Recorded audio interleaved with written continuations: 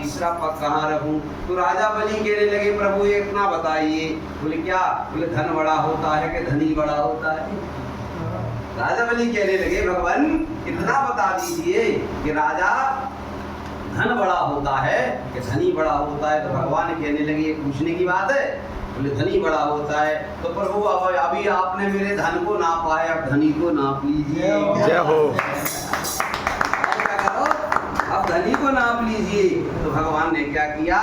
उसके सिर पर पैर रख दिया। तो सिर पर पैर रखा और कहने लगे हे राजन हम तुझ पर प्रसन्न हो गए, वरदान मांग ले। बोले पहले तो हम तुझे रसातल पाताल लोक का राज देते हैं, अब जब कहा कि वरदान मांग ले तो भैया बलि कहने लगा एक कन्हैया मेरी नजरों में वो तासीर हो जाए, जिधर नजर डालूं तेरी तस्वीर हो जाए। बोले भगवान जहाँ मैं रहूं वहाँ आप रहें।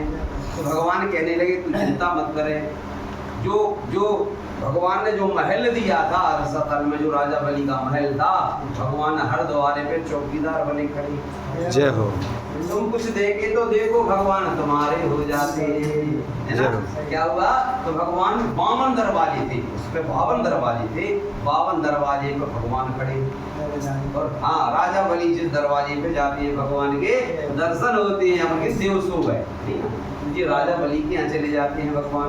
हाँ अब तो भैया क्या हुआ, जब 4 महीना हो गए भगवान नहीं आए, लक्ष्मी भैया ने सोची कि जी गए कितने।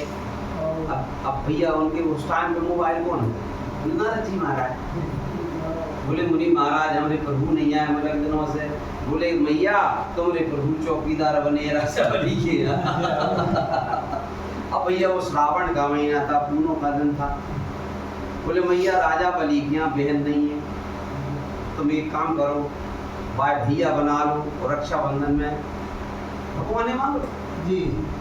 अब तो उस पूर्णिमा का दिन था और मैया जो है थाली सजा कर चली है राजा बलि के पास। लक्ष्मी मैया देखो भैया जिसके पास भगवान है वहाँ लक्ष्मी तो आई जाती है। तुम भगवान ने पकड़े रहो, भगवान ने पकड़े रहो। अब तो पहुंचिए, मैया को देखा तो वो तो माता जगत जननी देखकर ये मोहित हो गया, स्वागत किया है। बोले कैसा आना हुआ देवी आपका? बोले भैया राजा मेरे मेरे मेरे भैया नहीं है। तो बोले मेरे बहना नहीं है। बोले मैं रक्षा सूत्र बांधना चाहती हूँ। उन्होंने कलाई कर दी और जब रक्षा सूत्र बांधा तिलक लगाया तो पूछने लगे राजा बलि बहना बता और रक्षा सूत्र में मुझे क्या देना है? बोले चौकीदार है मुझे दे दे भैया। है ना, चौकीदार है वो दे दे। बोले अच्छा समझ गए कि ये नारायण है और ये लक्ष्मी है। तो भगवान कहते हैं कि जो मुझे पकड़े रहता है लक्ष्मी तो वहाँ आई जाती है, जो लक्ष्मी पकड़े रहता है वहाँ तो भगवान की निंदा हो जाती है, अभिमान हो जाता है। अकेली लक्ष्मी को पकड़ लो तो अगर अकेली लक्ष्मी को पकड़ोगे आप तो वह उल्लू पे बैठ के आएंगी और तुम्हें उल्लू बनाकर चली जाएंगी। भगवान को पकड़ोगे बैठ के आएंगी, पुष्प पर बैठ के आएंगी, तुम्हारे घर में पैसा आएगा, तुम्हारा चेहरा, तुम्हारा घर, तुम्हारा परिवार कमल जैसा खिलने लगेगा। जब तुम्हारे घर में पैसा आए, तुम्हारे घर में लड़ाई होने लगे, समझ नहीं उल्लू पे बैठ के आएगी।